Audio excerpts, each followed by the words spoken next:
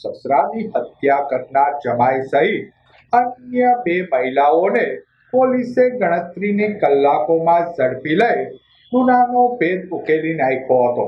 સ્ત્રીને મારપીટ કરતા જમાઈને સમજાવવા જતા સસરા પર જમાઈ રાકેશ વનાભાઈ કુકાવા અને તેની સંબંધી પારુલ ભાવેશભાઈ સોલંકી, હેતલ ધનજીભાઈ મકવાણાએ લાકડાની શેરીના પાયા અને સિમેન્ટના બ્લોકના જીવલેણ ગાઝીથી ગોરધનભાઈ તળશીભાઈ દલસાણિયાની હત્યા કરી નાખી હતી. હત્યા કર્યા બાદ ત્રણેય ઈસમો નાસી છૂટતા ગોરધન પોલીસે સઘન તપાસ હાથ ધરી ગુનામાં સંડોવાયેલ રાકેશ વનાભાઈ કુકાવા, પારુલ ભાવેશભાઈ સોલંકી તેમજ હેતલ ધનજીભાઈ મકવાણાને ઝડપી લઈ ધોરણસરની કાર્યવાહી હાથ ધરી હતી.